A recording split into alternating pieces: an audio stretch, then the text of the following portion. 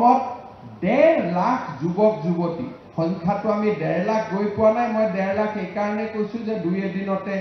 ADRE নতুন নিযুক্তি হ'ব 2 এদিনতে টেটৰ ৰিজাল্ট দিব 2 এদিনতে মেডিকেল নিযুক্তি হ'ব গতিকে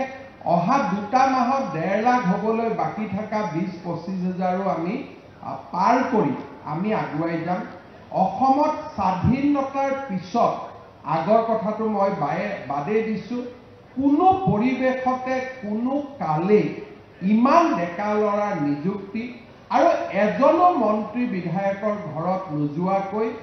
এনে নিযুক্তি কেতিয়াও সম্ভৱ হোৱা নাছিল আৰু এই ধৰণৰ প্ৰক্ৰিয়া যদি আমাৰ ৰাজ্যখনত আমি বিচাৰো